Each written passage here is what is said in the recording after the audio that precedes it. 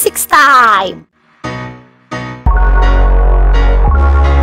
Assalamualaikum semuanya, jumpa lagi sama Alfa. Seperti janjinya aku ya kemarin ya, di video sebelumnya pokoknya intinya bahwa hari ini kita akan ngebahas tentang hubungan keterkaitan antara gerak linier sama gerak rotasi. Jadi rumusnya hampir sama ya aku masih bilang, dan cuma ada tambahan sedikit gitu ya. Jadi ini dia hubungannya. Nah, sebenarnya ini bisa kalian hubungin sama yang gerak linier kemarin. Ngomongin sesaat dan rata-rata, di sini juga ada sesaat dan rata-rata ya. Kalau di linier kemarin kita punya apa, guys? Yap, kita punya ini ya. Ada perpindahan gitu ya. Kemudian ada kecepatan, kemudian ada percepatan, di mana yang di sini lambangnya kemarin aku sebut R, kemudian di sini aku sebut V, dan di sini aku sebut A gitu ya. Maka untuk di ke bawah kita standar diferensial atau turunan, naik kita integralin juga gitu ya. Kemudian rata-ratanya kalian udah tahu delta atasnya per delta T ya, sama ini delta atasnya per delta T. Kalau kalian lebih pengen spesifik silahkan lihat video aku yang tentang gerak linier ya, atau gerak lurus kayak gitu. Oke, nah di gerak melingkar ini sebenarnya basically dia sama, cuma lambangnya ada yang beda dan pengertiannya aja yang berbeda ya. Kalau di sini kan linier, lurus, kalau di sini melingkar atau rotasi gitu ya. Nah, ada sesaat sama rata-rata juga. Perpindahannya kita sebut dengan perpindahan sudut atau posisi sudut. Kemudian kecepatannya kita sebut dengan kecepatan sudut. Percepatannya kita sebut dengan percepatan sudut ya, kayak gitu ya. Nah, kemudian sesaat itu ada theta ya. Kemudian kecepatan sudut itu lambangnya omega. Kemudian percepatan sudut lambangnya alfa ya, sama. Kalau turun berarti didiferensialkan, kalau naik kita integralin ya, seperti itu. Aku belum ngasih video yang tentang diferensial dan integral. Kenapa? Karena untuk sekolah menengah atas, SMA gitu ya, biasanya nggak tahu sih, kurikulum sekarang itu udah nggak ada. Padahal dulu kurikulumnya ada. Dan menurut aku ini lebih asik ya, karena kita ngubungin bener-bener dari matematika ya, yang diferensial integral, kemudian kita hubungin sama yang ada di fisika kayak gitu ya. Walaupun dia cuma hitungan kayak gitu, tapi menurutku ini salah satu materi yang asik untuk dipelajarin kayak gitu ya. Oke, kapan-kapan kita bikin lah ya videonya tentang diferensial sama integral yang untuk fisikanya aja.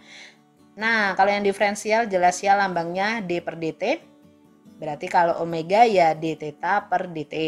Kalau alfa ya d omega per dt atau d kuadrat theta per dt kuadrat kayak gitu ya.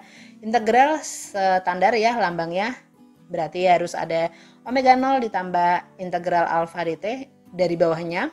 Kemudian ini kalau naik ya berarti integral omega kayak gitu ya. Rata-rata masih sama, posisi nggak ada rata-rata. Kemudian kecepatan sudut ya ada, yaitu delta atasnya per delta t, berarti delta theta gitu ya. Kalau alfa ya delta atasnya alfa itu adalah omega per delta t. Standar ya, jadi gampang pokoknya lah ya. Oke, itu tadi. Terus kalau kalian lihat di tabel aku ini ya, biasanya kalau aku pakai papan tulis, ini aku tulisin nih di sini. Sama dengan gitu ya, sama dengan. Jadi R atau S yang aku tulis tadi itu akan sama dengan theta dikali jari-jari. V itu sama dengan omega dikali jari-jari. A sama dengan alfa dikali jari-jari. Jadi setara, tinggal dikali sama jari-jari aja yang sebelah sana. Oke, itu cara ngapalin yang gampang ya. Nah, ini contoh soalnya. Sebuah benda berputar dengan persamaan fungsi theta sama dengan 2t kuadrat min 1, di mana theta dalam radian dan t dalam sekon. Kecepatan rata-rata, ya ini rata-rata, mohon maaf ya, yang ditempuh benda tersebut dari T sama dengan 1 sekon hingga T2 sekon adalah, nah ini rata-rata ya, rata-tara gitu ya. Kita selesain aja. Oke, yang diketahui adalah persamaan fungsi dari theta ya, alias posisi sudut atau perpindahan sudutnya. Kemudian yang ditanya adalah berarti omega rata-rata ya, dari T1 sekon hingga T2 sekon. Kita jawab aja. Untuk yang rata-rata kita udah tahu ya, delta atasnya per delta T. Atasnya omega adalah theta ya, jadi delta theta per delta T. Dari 1 sekon sampai 2 sekon berarti di sini theta 2 min theta 1 per T2 min T1 ya. kita masukin ya. Untuk mencari theta 2-nya berarti ya T-nya dimasukin angka 2 gitu ya. Yang di sini atau di sana sama aja. Berarti 2 kali 2 kuadrat min 1 gitu ya. Kan sama dengan berapa? 8 kurang 1, 7 ya guys. Oke, itu 7 rad ya. Kemudian kalau theta 2-nya bagaimana?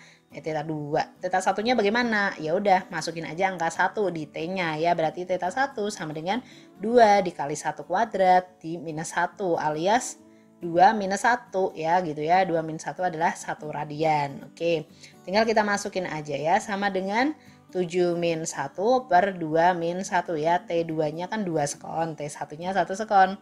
7 min 1 adalah 6, kemudian 1 ya. Jadi jawabannya adalah yang B. Oke, itu dia yang ngomongin rata-rata gitu ya.